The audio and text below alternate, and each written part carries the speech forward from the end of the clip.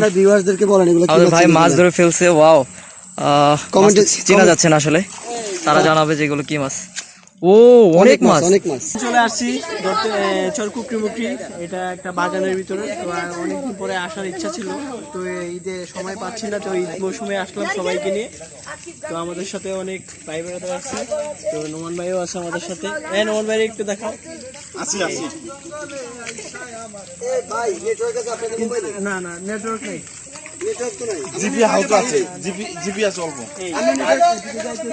নেটওয়ার্কের বাইরে।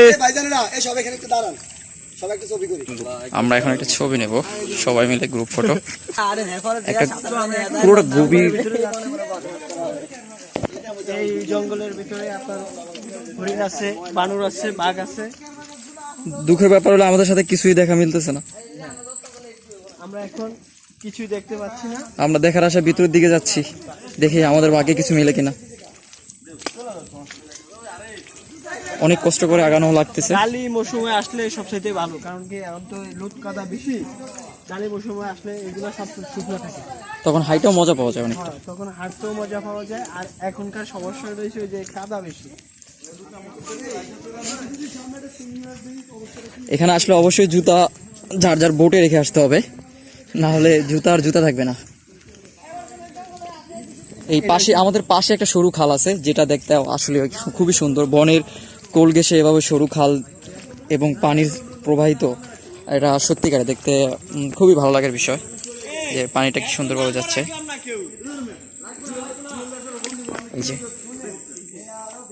এই যে পানিটা যাচ্ছে, চিকন একটা খাল। আমি খালের কিনারে দাঁড়ানো। এটা হচ্ছে গিয়ে একদমই বনের মাঝখান দিয়ে বয়ে গেছে, দুই পাশেই বন। হ্যাঁ ভাই, পানি অল্প, নামতে পারেন। আর মাঝখানে এই খালটা। আমাদের ইচ্ছা হচ্ছে যে এই খালে আমরা একটা ছোট জাল নিয়ে আসতে পারলে মাছ ধরতে পারতাম মেবি, কারণ দেখে মনে হচ্ছে যে এটার কেস ধরে খুবই মাছ থাকে। কিন্তু দুঃখের ব্যাপার হচ্ছে যে আমাদের ঝাল টাল এরকম কিছু নেই, কারণ আমরা এলাকায় আসছি ঘুরতে। যে আমার কাকা আমায় নিয়ে আসছে আজকে, বাড়িতে ঈদের ছুটিতে ছিলাম, তো কাকা বললো যে ঘুরে আসি। তিনি আমার এখন একা একা সামনের দিকে জায়গা অভিযানে একা যাবেন না, বনে এসে উড়ে নিয়ে, বানর এসে উড়ে নিয়ে যাবে।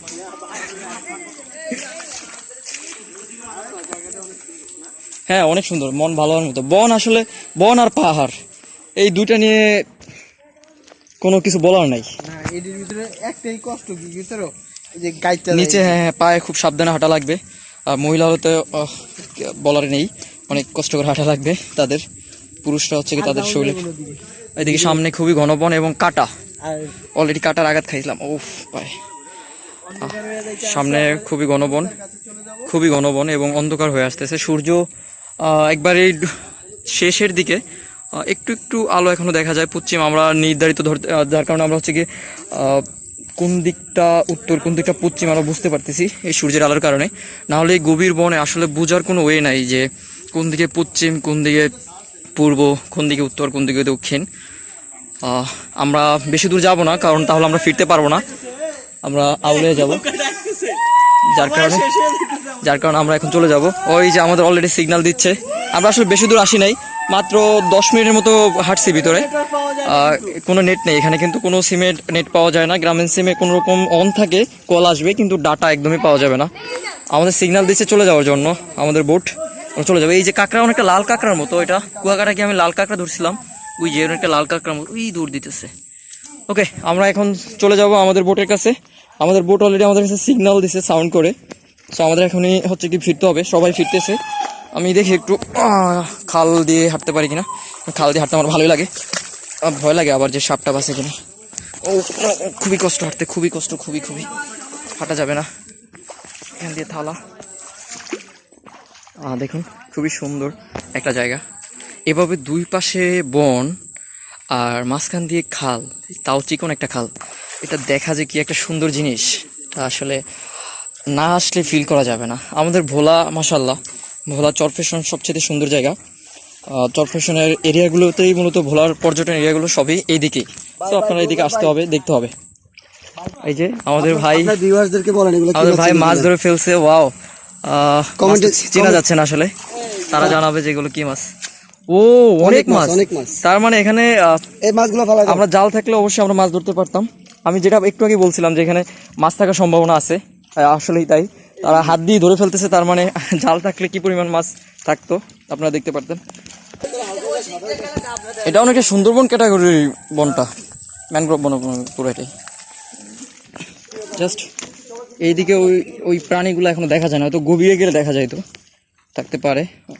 ফরেস্ট বিভাগে যারা আছে তারা তো বলে প্রায় অনেক হরিণ আছে, আর যাদের বাসা কাছাকাছি যেমন কুকরি মুকরি, ওখানে হচ্ছে কি অনেক হরিণে এসে ওদের ফসল খেয়ে ফেলে। হরিণ আসলে প্রচুর হরিণ আছে। তো আমাদের আসলে ওইভাবে সৌভাগ্য হয়নি কখনো, অনেকবারই গেছিলাম হরিণ দেখার জন্য, কিন্তু আমরা দেখতে পারিনি। যাচ্ছি তো যাচ্ছি, কোথায় যাচ্ছি?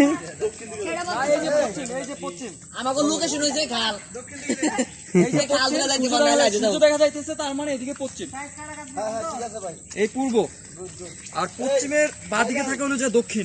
এটা নতুন বাগান হয়েছে না? দ্যাটস মিন এদিকে দক্ষিণ। ডিসকভারি চ্যানেলে বিয়ে করেছে ভিডিও আছে নাকি? হ্যাঁ আমরা দেখি ভাই, ও আমাদের বেঁচে থাকা কতটা সহজ হবে, তাই আমরা পানি থেকে দূরে যাচ্ছি না কোনোভাবেই, কারণ আপনারা জানেন যে এই দুর্গম বনে অনেক ধরনের ভয়ানক জিনিস থাকে।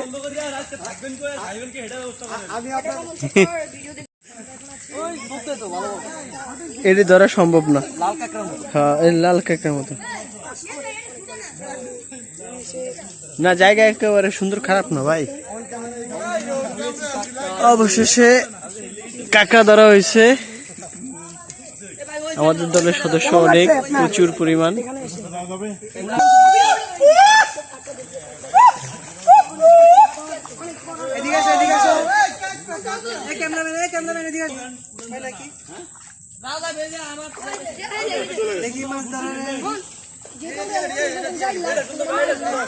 আমার কিন্তু প্যান্ট ট্যান্ট সব নষ্ট হয়ে গেছে, সাদা প্যান্ট।